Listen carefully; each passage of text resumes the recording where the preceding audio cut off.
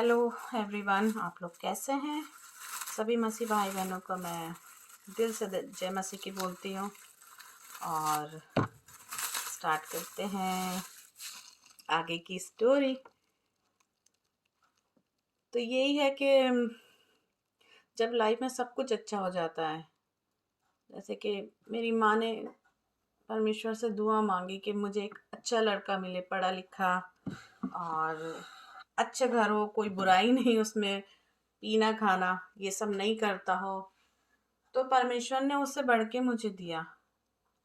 ये सब तो है ही, परिवार भी बहुत अच्छा दिया और सभी लोग परमेश्वर पे विश्वास करते हैं। मेरा हस्बैंड, उनके फैमिली के हर एक मेंबर, कोई भी ऐसा नहीं है जो परमेश्वर से भटका हुआ हो। तो इतना जब हम परमेश्वर से मांगते हैं ना, तो ये सच है कि परमेश्वर हमें उसे डबल करके ही देते हैं। तो यही मेरे साथ हुआ। लाइफ बहुत ही अच्छी थी, बहुत अच्छे से मेरी लाइफ चल रही थी। और ये मेरा जीवन का पहला, मैं बोलूंगी, चमत्कार था जो परमेश्वर ने मेरे जीवन में किया कि देखो मैं तुम्हारे लिए क्या कर सकता हूँ। तुमको सिर्फ प्रार्थना करना, विश्वास करना है। तो ये था पहला कि एक ऐसी लड़की की शादी इतना अच्छे घर में हुई, इतने बाहर हुई, जिसके पास कुछ भी नहीं था। कुछ भी मतलब हम लोग बहुत ही नॉर्मल, कहना चाहिए कि middle class, lower middle class family से मैं बिलोंग करती हूँ। मेरे फादर वो गवर्नमेंट जॉब करते थे, रिटायर हो चुके थे। हमारे पास कुछ भी ऐसा नहीं था कि हम मतलब कोई भी अच्छे घर की फैमिली या कोई भी मतलब अपने अपना एक कहना चाहिए स्टेटस होता है ना, उस हिसाब से वैसे हम लोग अच्छे थे। पर इन लोगों के हिसाब से ऐसा नहीं था कि ये लोग हमसे शादी के लिए सोचते भी। और मेरा इंग्लिश भी बहुत अच्छा नहीं था। मैं हिंदी मीडियम से ग्रेड 12 तक पढ़ी थी। और लेकिन परमेश्वर का काम देखो, परमेश्वर जिसको मिलाना चाहता है उसे मिला ही देता है।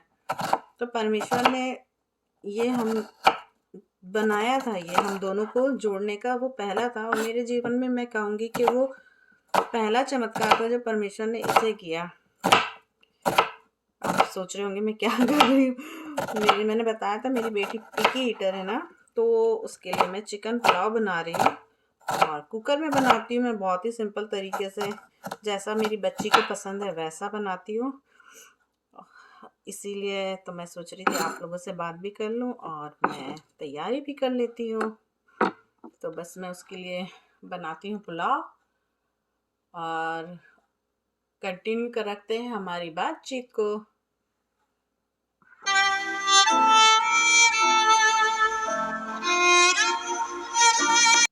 मैंने बातचीत तो शुरू कर दी, पर मैंने अपने बारे में बताया नहीं कि मैं कौन हूँ। तो मैं बताती हूँ, मेरा नाम मेरी है, मेरी मारिया मसीह। और मेरी दो बहुत ही प्यारी बेटी हैं परमेश्वर की दया से।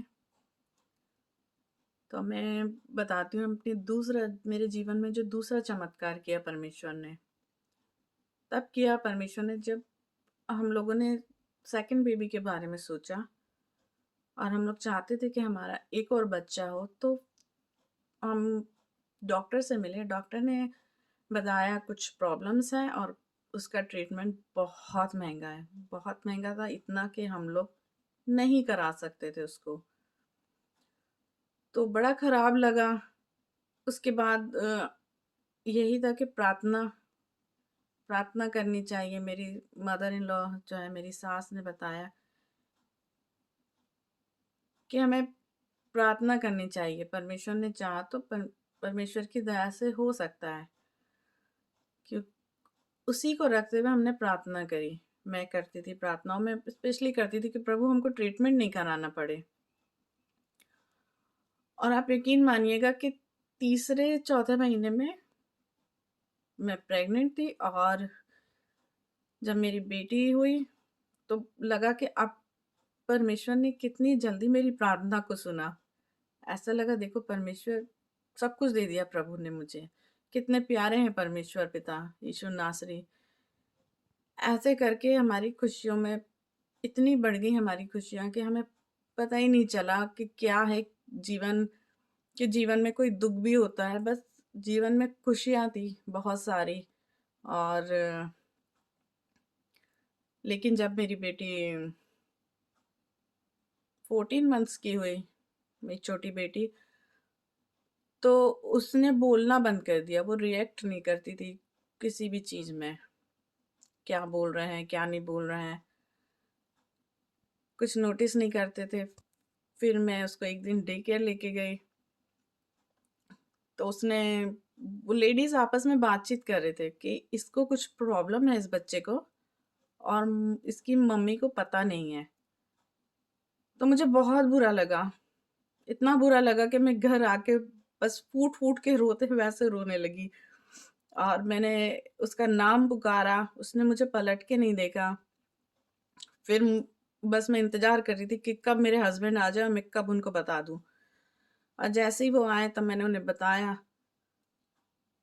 तो वहाँ मेरे हस्बैंड बहुत ही स्ट्रांगली उठे और उन्होंने स्टेप लिया कि नहीं, हम लोग डॉक्टर को दिखाएंगे, फाइंड आउट करेंगे क्या इसको परेशानी क्या है, आखिर ऐसा क्यों करें, नॉर्मली बच्चे ऐसे नहीं करते हैं। फिर हम लोग डॉक्टर के पास गए, और जब डॉक्टर ने उसको चेकअप के बाद हमें बताया उसे ऑटिज्म है, तो उसके बाद कोई मेरे पास कुछ था ही नहीं, क्योंकि मुझे पता है कहने को कुछ, मुझे समझ ही नहीं आ रहा था मैं क्या पूछूं डॉक्टर से, क्योंकि मुझे पता ही नहीं था कि ऑटिज्म है क्या। और उसने बताया प्रॉब्लम्स की जड़ी लगा दी कि क्या कमी है, ये कमी ये कमी। और बिल्कुल थर्ड लेवल का जो ऑटिज्म होता है वो बताया। और जब उसके बाद हम घर आए, घर आने के बाद पहले तो उतना एक्सेप्ट ही नहीं कर सकते। खासकर मैं सोचती एक माँ के लिए बहुत मुश्किल होता है कि अपने बच्चे को कोई भी बीमारी या कोई तकलीफ ऐसी पता चल जाए जिसका ट्रीटमेंट है ही नहीं, तो वो माँ क्या करेगी। बस मैं भी वही कर रही थी, बहुत रो रही थी और बहुत शिकायतें थी मुझे। यीशु मसीह से मैंने बहुत शिकायतें करी, यही कि जब खुशियां दी प्रभु ने तो मैंने कितना खुशी खुशी सब कुछ कर लिया, हाँ बहुत अच्छे हैं, लेकिन जैसे ही परमेश्वर का कोड़ा पड़ा तो मैं घबरा गई, मैं रोती रही। मैं, मुझे पता ही नहीं था, रात दिन बस मैं ढूंढती थी कि ऑटिज्म क्या है, सर्च करती रहते थे हम दोनों क्या है क्या नहीं है। और कहीं उसका कोई ट्रीटमेंट नहीं मिला। हम लोग, ऐसा लग रहा था हमारी खुशियां खत्म हो चुकी हैं, और कुछ समझ में नहीं आया। तो समझ में ये आया, बाद में हमने सोचा क्यों ना इंडिया चले जाए अपनी माँ के पास, वहाँ देखते हैं, वहाँ शायद कुछ होगा, मम्मी है। क्योंकि जब बच्चे को कोई भी दुख होता है ना तो उसे सिर्फ अपनी माँ जल्दी से दिखने लगती है। तो मेरे साथ भी वही था, और मेरी मम्मी मेरी बेस्ट फ्रेंड थी। मुझे कहीं पे कंफर्ट नहीं मिलता, मुझे लगा मम्मी के पास रहूंगी तो सब ठीक हो जाएगा। तो मैं अपनी माँ के पास गई, लेकिन प्रॉब्लम्स तो बस स्टार्ट ही हुई थी।